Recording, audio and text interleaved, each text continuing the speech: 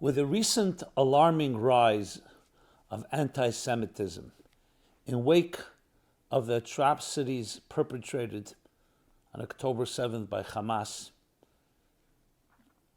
it's well worthwhile to dig deeper into what exactly is anti-Semitism, the roots.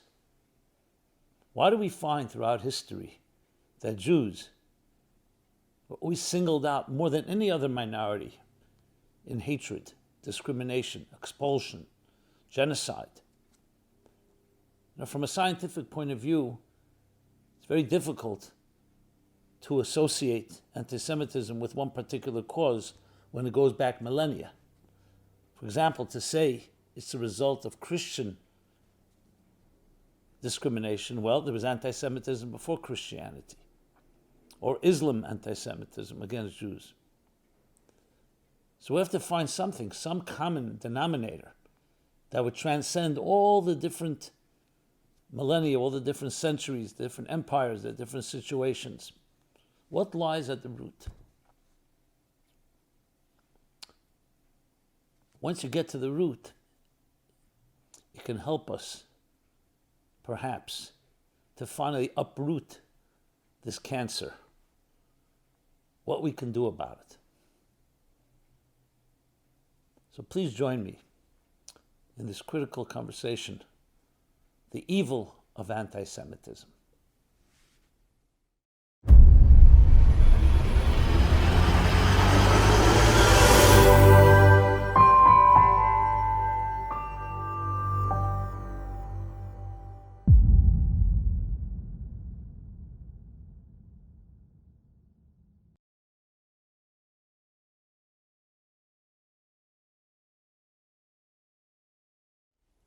Hi, Simon Jacobson here, and we will be speaking about something extremely relevant today, the evil of anti-Semitism.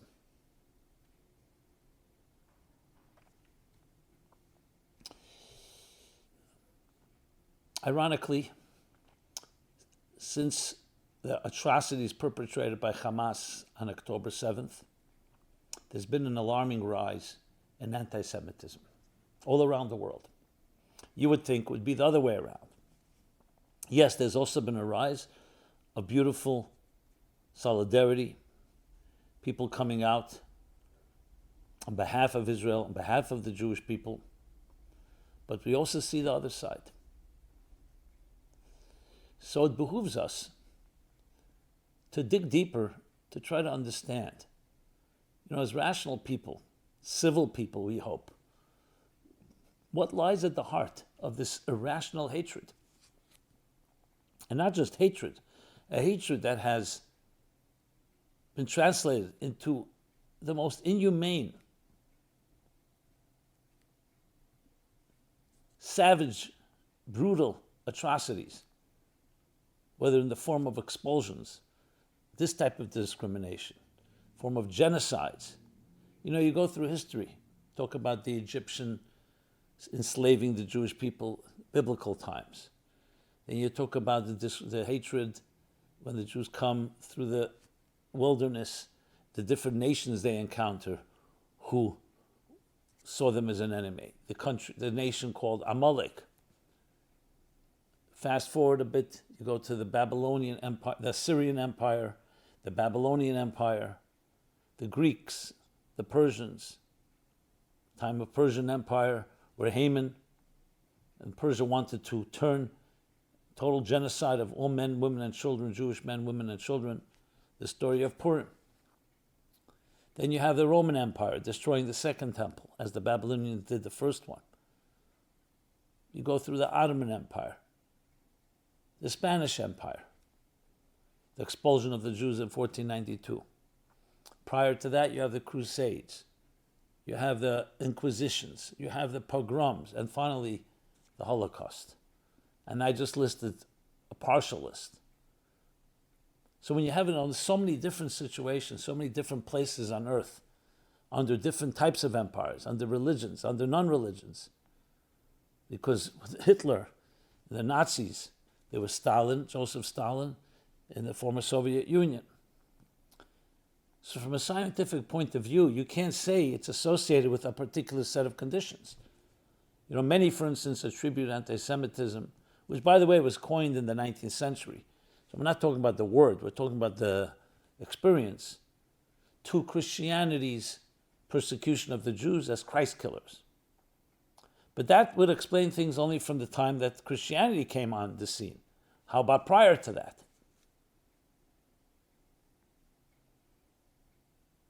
So how do you explain this? What is something in common where the Jews seem to be the single most discriminated against minority?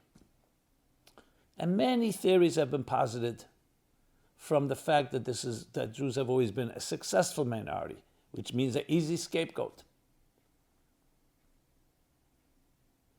to the fact the conspiracy theories of the protocols of the elders of Zion, that the Jews are conspiring to control the world, and that they do indeed control the world, the media, the banks, governments. But what lies behind those conspiracies? What lies behind all of that? The stereotype of the Shylock, the Jew as a money lender, with all the caricatures and all the stereotypes around that. You still don't get to the root of it. What lies at the heart of it? And what really is so disturbing is it's so irrational. You would think in a scientific world, in a world of the Enlightenment, but Voltaire was a rabid anti-Semite, as was Martin Luther, as was some other so-called thinkers. Yes, there were quite a few that also loved Jews, respected them. You could say maybe more respected than loved. So what is this about the Jew that is the lightning rod, or what some call the miner's canary, that whenever there's problems, it is the Jew that is always identified, always targeted? And here again today, in our times, when you would think again, after everything we've gone through, we have a little land called Israel. Let us live in peace. What do you want? So no, not just killing and murder, but in a most brutal fashion, without going into all the graphic details. I believe when we do get to the core of it, not only will it teach us what drives this hatred, this evil, but it'll teach us something about ourselves, about all human beings. And once you learn about that, it could also teach us how we can remedy it. Because just as anti-Semitism is so universal throughout history, its cure, its antidote is also universal. In other words, if it's something that has affected so many societies, and so many different periods and eras in time, then the converse is also true, that whatever it is that drives it, that can be repaired, it's also a universal repair. And indeed, that's exactly what we pray and hope for. The end of days, what we call the Messianic age, a world of peace and harmony. And when the Jews will be left at peace, the world will have peace, as we shall discuss, that the blessings are not just Jewish blessings, but they're universal ones. So, here we go. To really appreciate this, I think we need to go back to the beginning. What does the beginning mean? The beginning of documented human history. And in biblical terms, the story of Adam and Eve, the Garden of Eden. We're told God creates a universe, and yes, he plants a tree called the tree of knowledge of good and evil. Basically, two paths. The path of life, of good, of light, and the path of death, darkness, evil. And you need to choose. The human being was sent to this world to be a divine ambassador, to bring light into a dark world. A world that can be hostile, that can be selfish, a world where people are driven by self-interest, in the Freudian id, the social Darwinian survival of the fittest, that in a world like that, enter this world and transform it into a divine garden, a garden of Eden. However, because we have free will, we can choose the other path. So in a way, you can say, as explained in the classic work, the Tanya, there are two voices inside each of us. The selfish voice, the voice of survival, of existence, taking care of myself, my needs, the selfish gene, using Dawkins' term. And then there's the voice of transcendence. I'm here to serve, to give, to bring something greater, to bring light to the world. And there's a battle going on, a perpetual battle. And it's up to you and I to choose. To choose, of course, the path of life, the path of light, the path of good. But there's a battle. That battle is inherent into the very fiber of existence. To use somewhat Kabbalistic terminology, this battle is the mere fact, in the words of the Holy Arizal, of Isaac Luria, the mystic, the 16th century mystic, who expounded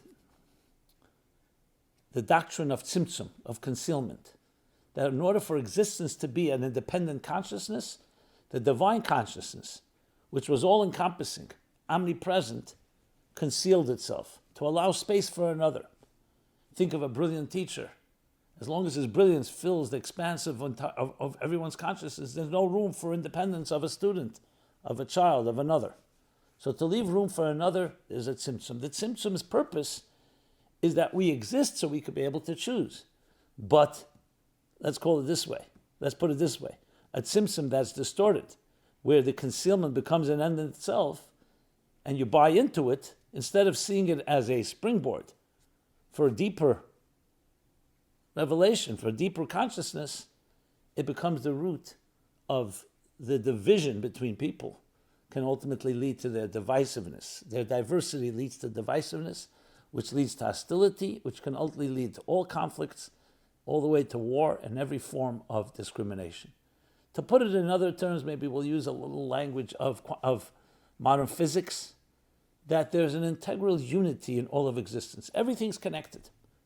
The fact that the naked eye and our empirical tools don't experience it is simply because we're blinded. But everything is connected. Think of a human body. There's not one cell among the trillions of cells, the 35 to 45 to 75 trillion cells within us, all interconnected. And a healthy person, all coordinated.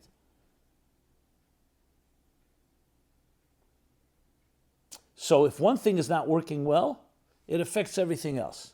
So then, of course, the question is, if we're all connected, how is it possible one human being can hate another? How is it possible that one person can turn another and ultimately lead to the injustices, even to the very savagery that we've witnessed in history? That's because we're blinded. We don't see it. The tzimtzum conceals that connection. But if we really knew it was there, would it be possible that the right arm would turn on the left arm? That one part of the body would turn on another? Yes, we have diseases like that, where the body turns on itself. God forbid. One of the most horrible types of disease. So it's all due to a concealment. This explains the heart and root of where hatred, and ultimately everything that hatred brings, including violence. How is that possible? Because of that concealment. Now, when you continue the story, you see the world actually did not choose well, to the point that the world became so corrupt that God brought a great flood to cleanse and re-begin, reset, reboot. Noah and his family begin rebuilding civilization. 10 generations later, the birth of Abraham. This is a watershed moment. Abraham introduces back to the world, no, there's a higher purpose. It's not just a pagan, selfish reality, dog eats dog, of power and control, but there's higher purpose. And we are sent to this world not just to take care of ourselves, but to be virtuous, to be giving, to be loving. Chesed, kindness, is the essence of what life is all about. And he teaches it to his children. And they teach it to their children. And here is the birth, what we call the first Jew. But technically he wasn't yet what we call legally a Jew, but he was a Jew in concept. So what Judaism really is, and what a Jew really is the representation of a voice, of a conscience, of a force, individually in each one of us, microcosm, and on a macrocosmic level, a voice in the world that dictates that we're not just here to take care of ourselves, we're here to serve a higher purpose, a transcendent purpose. So you could imagine that the material world and all that it represents, including its leaders, very threatened by Abraham, because he's suddenly taking away the center of gravity from the monarch, Nimrod, or whoever is the leader, and instead saying, no, all of us are human beings and there's one answer to one higher creator that's not human. Very threatening. And indeed, Abraham was the ultimate nonconformist, the pioneer, that we don't worship humans, we don't worship materialism, and we don't worship anything that's man-made. We connect to something greater than ourselves. And that's the foundation of all morality. The founding fathers, and I'm going fast forward, but I'll get back to Abraham in a moment, the founding fathers appreciated that and understood that's the essence of any humane and decent society. All men are created equal. All people are created equal. And the Creator has endowed every human being with inalienable rights, the rights of freedom, the freedom of religion, the freedom of speech, the freedom of expression. And no one can take that from you because no one gave it to you. It comes from a higher force. As soon as one human being grants it to you, they can always take it away from you. That's what Abraham taught. So you could imagine the entire world was not very happy with that. That is the heart of essentially what anti-Semitism really is. I don't even want to use the word anti-Semitism in this context because it takes on a certain, it's psychological or political meaning. It's far, far deeper. It's a cosmic hostility from a material world that wants to take care of itself, the hostility it has, and the resentment it has to a conscience and a transcendent voice that wants something greater than just me, me, me. So it's essentially the battle between self-interest and transcendent interest, the greater good or my good. Will you live an egocentric life or a mission-centric or divine-centric life? And that's what Abraham represented. And it's interesting, Abraham is called the father of all nations, because indeed he would have children. His children would be Ishmael, the ancestor of what would later be the Arab Muslim world, and a son called Isaac, the ancestor of the Jewish people. Isaac in turn would have two children, as we read in this biblical chapter this week, Esau and Jacob. Esau the warrior would be the ancestor of the Western Roman Christian world, and Jacob, son of Isaac, of the Jewish world. And their confrontations throughout history all are rooted back in the home of Abraham and then in the home of Isaac. So what do we read? We read, in this chapter we read that Rebekah, the wife of Isaac, was pregnant. It was a very difficult pregnancy. She was in great pain. She turns to God, why is my pregnancy so difficult? And the response, the divine response, because you carry two nations within you, two nations that will be at each other's throats throughout history. When one rises, the other one will fall. And when the other one rises, the first one will fall. Esau and Jacob, twins, alter egos, parallel universes. One is the warrior, the hunter, knows how to survive, and is a master of that. And the other is the wholesome scholar, the spiritual one. Essentially, the soul and the body. The spiritual needs of a person and the material needs. Now, it's important to emphasize, materialism on its own is not bad. It's the world that God created. It becomes a problem when it's materialism as an end in itself and not being harnessed and directed towards spiritual ends. As I said earlier, the concealment is a divine concealment. The problems begin when you take the concealment as an end in itself and don't realize that it's there to introduce the divine. And hence this battle between them. Later we will read, as the narrative unfolds, that even when they reconcile, there's something inherent tension between the two. This, my friends, is the heart of it all. And even if you were to speak to anti-Semites, they may not even be able to identify it. They'll find all kinds of reasons. That the Jews are powerful, that the Jews are manipulative, all kinds of reasons. The heart of it is, either consciously or subconsciously, because there's a difficulty for nations of the world that are still being driven by self-interest to accept a people that have embraced the path of God. The story is not over. So don't think this is a form of discrimination against the nations of the world. That's not where I'm leading to. But that's the initial step, and that's what Abraham was facing. People who saw him as an enemy. Let's talk about it in more practical terms. What Abraham taught his children, and his children taught their children, was a threat to other societies, because anyone who's in control, any majority, anyone in power wants people to conform to them. They don't tolerate something different. And the Jewish people, starting with Abraham, began to introduce something different. What is different? Actually, if it was appreciated, and it should be appreciated, and it will be appreciated, and it was appreciated by many, we would value it. But when you don't understand it, this different thing is threatening. Pharaoh says to his people, these people here who brought us many blessings, remember Joseph turned Egypt into an empire because the commodity of the world was then grain. And due to the great famine and Joseph's ingenuity and planning, Egypt had hoarded and gathered together so much grain that helped save the world. But it definitely brought Egypt to greatness. And yet Pharaoh is threatened. Something about them is different. And if we don't do anything about it, they will ultimately control us. Basically, a man of control wants control and is always afraid of others controlling him. Little did he know that was not the case. The Jewish people just brought him prosperity, it would have brought him more prosperity. So let's enslave them. Let's figure out, let's conspire, is what Pharaoh says, to enslave them, to control them. And this is the story that continues. In every generation, another form of it. Let's fast forward to the story of Purim. What does Haman tell Achashverosh?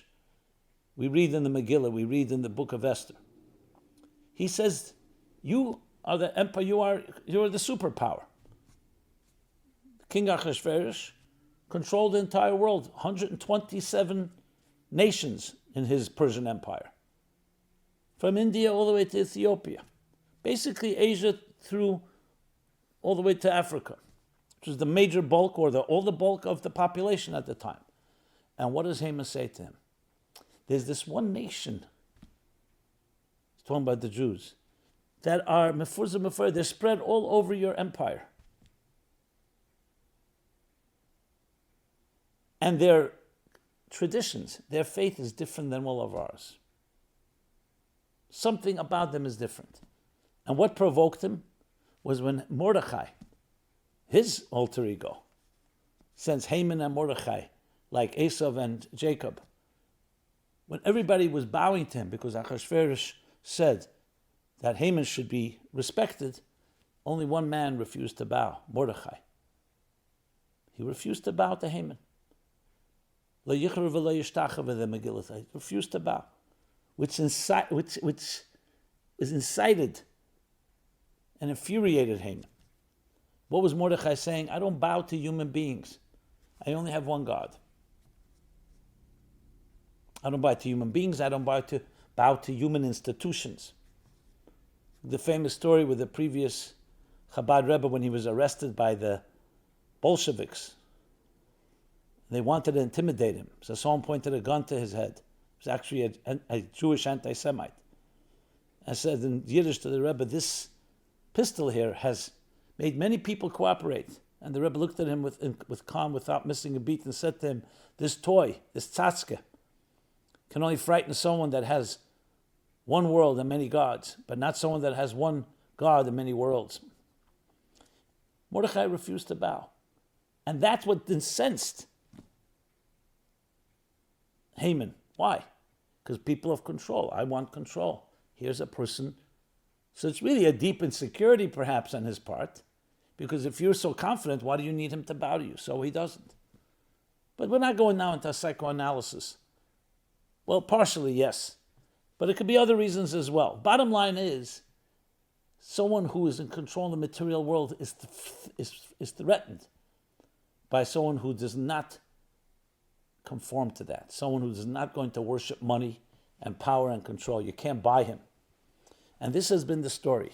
This by no means is suggesting that every Jewish person is a perfect and doesn't have their own issues. But the archetype of the Jew and the model of that, the living model, the shining example of that, the quintessential Jew, Abraham, Mordechai, called Yehudi. One of the names for a Jew is Yehudi. Yehudi comes from the word acknowledging, commitment. To whom? To God. And denying and rejecting anything but God. Everything else is idolatry. That is a threat. That's a threat to the seat of power. It's a threat to the things that we value when we're living in a material world. So think of this bizarre distortion. The Jew, the quintessential Jew, the archetype of the Jew, was meant to introduce into the world a fresh perspective of transcendence, but the world sees it as threatening, especially initially.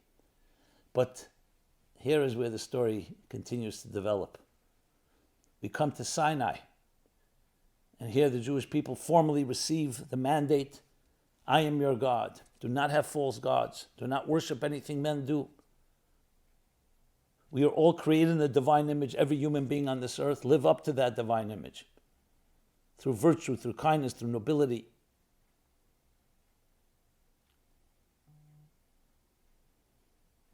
So instead of being appreciated, of course, this material world not only is resistant, despises this, despises the conscience, despises this standard, this higher standard. Kill the witness.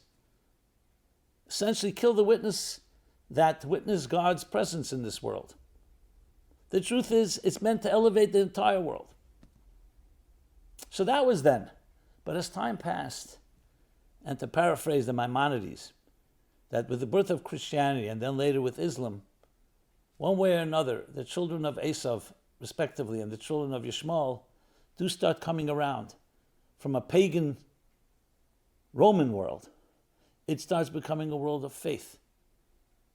Christianity introduces the principles of Sinai.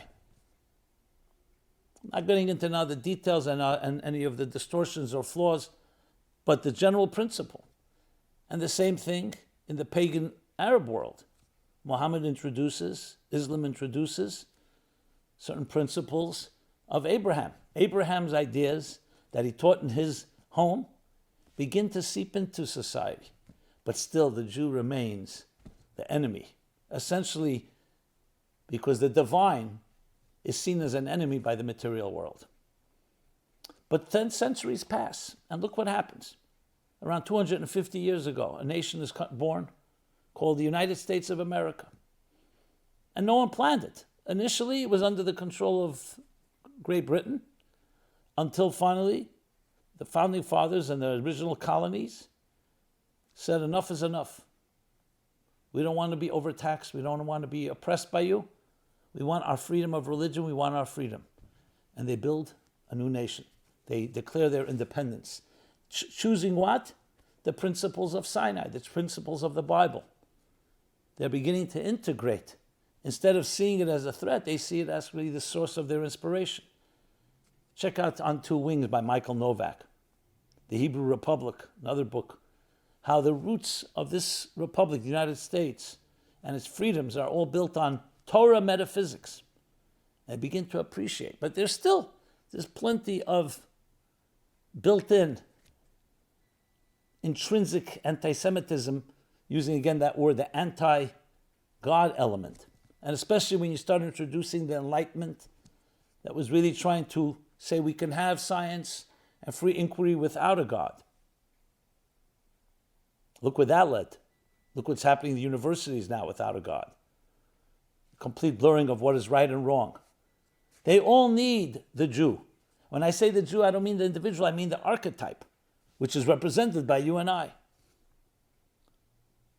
So now when all of this explodes yet again, it's just telling us there's work to be done.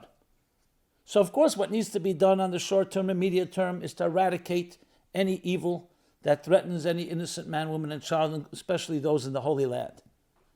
But Israel and the Jewish people represent the conscience. They represent the highest standards of transcendence.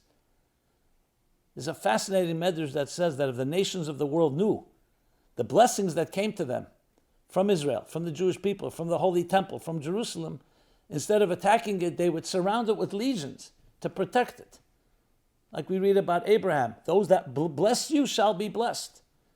Many understand that today, but many still don't. So our job, my friends, is to rise to the occasion. Yes, to fight the fights, and do what we have to do is to eliminate any of the enemies, the immediate enemies. But the real victory is one much greater, is going back to reintroduce Abraham to the world, to reintroduce that Judaism is not just for Jews. Yes, there are mitzvahs and commandments and particular traditions and mitzvahs that are for Jews, but the universal principles that God gave to mankind that you were all created in a divine image. The Jew as a light unto nations. The temple as a house of prayer for all peoples. That's the ultimate victory. And that's what we need to rise to the occasion. So what's happening now, yes, we need to deal, this is definitely a war that needs to be fought to eliminate that type of evil and barbarism and savagery, but ultimately to educate those that are open to be educated. And we have to see the world as being open to it. And our job is, and I've never been prouder to be a Jew than now, our job is exactly that, to be that living model. One of the messages I gave last week was a call to my Muslim cousins and friends. What would Abraham say? That's what we have to ask ourselves. What would Abraham say to you right now? What does Abraham teach? The values of kindness, generosity, of law, of justice, virtue, transcendence. So there lies within existence an inherent resistance and hostility, and even worse than that. But that's what we need to overcome and realize, know that your blessing is there.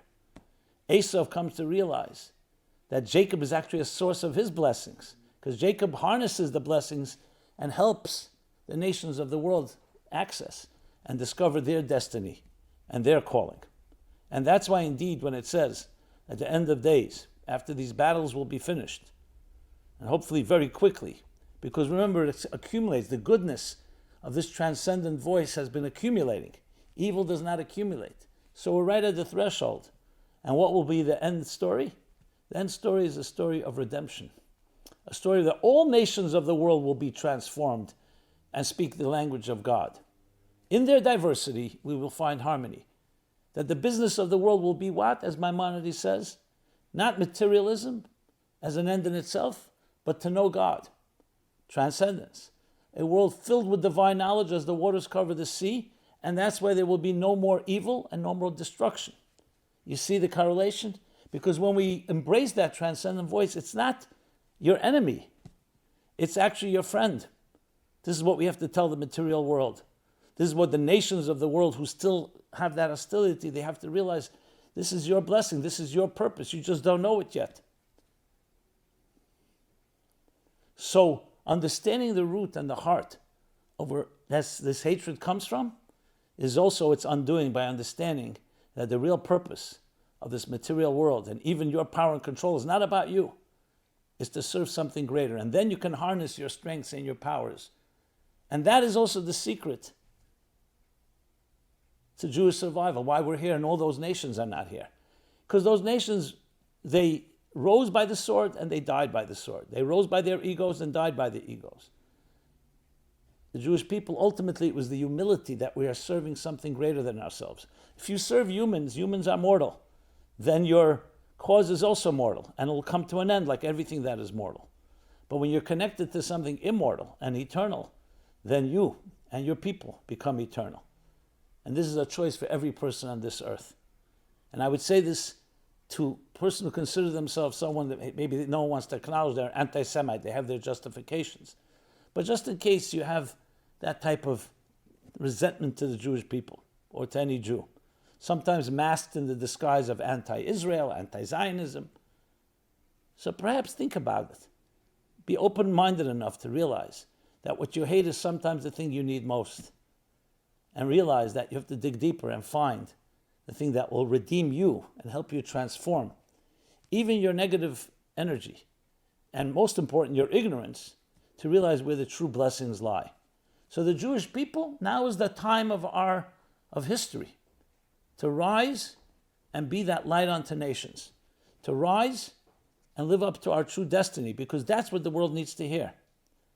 They need to hear that transcendence, and that's what is now this time. So, yes, we have plenty of grief, pain, darkness, suffering, but above all, what it does is brings out the best in us to really use this. It's a historic wake-up call.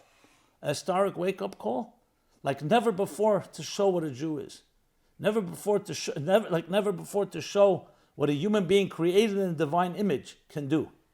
In a deeper love for others, deeper unity, more kindness, more gentleness, more inspiration, more light. And even a little light, and definitely a lot of light, dispels darkness. To the point that we're told we transform darkness to light. This is, my friends, our time. Let us rise to that occasion. Let us rise to our calling. This is our destiny. And finish the story, the narrative, the way it was meant to be finished, as Abraham taught us over 3,800 years ago. That we'll finally experience a world of total, personal, and global redemption. May God bless all the innocent men, women, and children and protect them in the Holy Land and everywhere in the world. And God bless you and each of us do our part in fulfilling this calling. Thank you. This has been Simon Jacobson, meaningfullife.com. Please check us out. We have a special section devoted to the events of our time, meaningfullife.com/war in Israel. Many resources. Please subscribe to our YouTube channel. Please share. And I'd love to hear your feedback and thoughts. Be well and be blessed. Thank you. This program is brought to you by the Meaningful Life Center. Please help us continue our programs. Make even a small contribution at meaningfullife.com/donate.